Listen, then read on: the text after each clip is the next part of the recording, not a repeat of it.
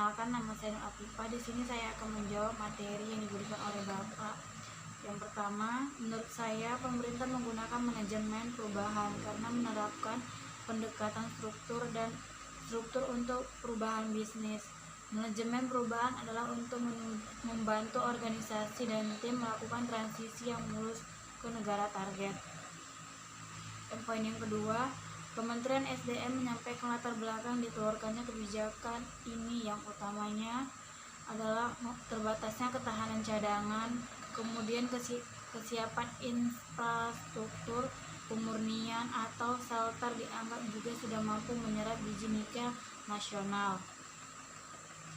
Kebijakan ini atau larangan ekspor merupakan kebijakan dan strategi dalam meningkatkan nilai tambah industri. Ini harus dikeluarkan untuk mengendalikan ekspor dan momentumnya juga sudah pas. Yang dimaksud dengan momentumnya sudah pas yaitu sejalan dengan rencana pemerintah mengembangkan elektrik vehicle atau kendaraan listrik. Perlu diketahui, material inti baterai kendaraan listrik tersebut salah satunya yang paling banyak digunakan adalah nikel. Pengembang kendaraan listrik ini juga tercantum dalam Peraturan Presiden Republik Indonesia Nomor 55 Tahun 2019 tentang percepatan program kendaraan bermotor listrik berbasis baterai. Selama ini Indonesia menjadi produsen biji nikel terbesar di dunia dan telah menjadi eksportir utama baja nil karat. Sejak pemerintah mengadopsi kebijakan ekspor yang lebih ketat terhadap biji nikel, Uni Eropa mengajukan gugatan pembatasan ekspor nikel dan bahan baku lainnya untuk kepentingan industri peleburan dan baja tahan karat sendiri. Sejumlah asosiasi penambang pun telah mendapatkan penjelasan soal kebijakan itu dan mereka menyatakan kesepakatan kebijakan larangan ekspor biji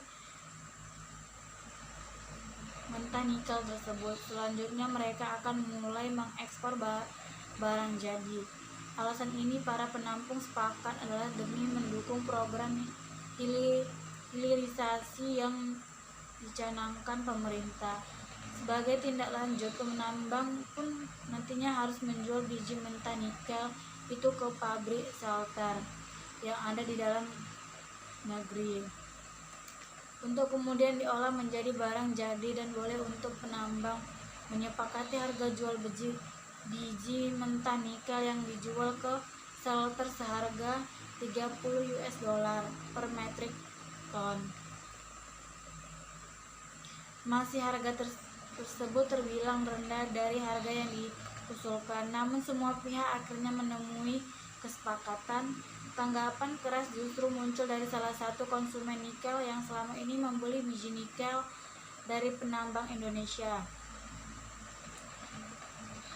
Konsumen tersebut diketahui berasal dari negara-negara Uni Eropa yang kemudian pada tanggal 22 Desember melayangkan gugatan ke Dubes Indonesia yang ada di Jenewa.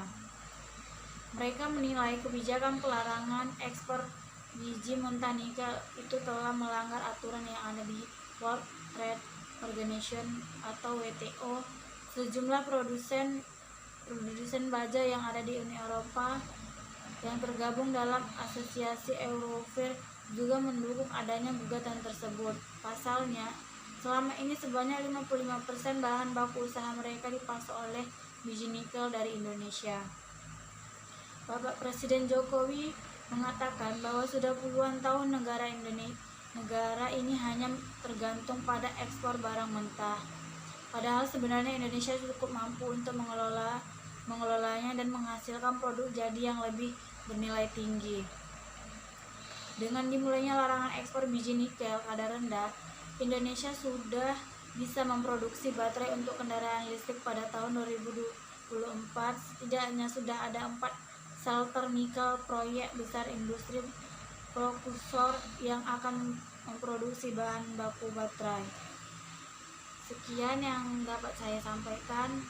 Apabila ada kesalahan perkataan, saya mohon maaf. Wabillahi taufiq wal hidayah. Wassalamualaikum warahmatullahi wabarakatuh.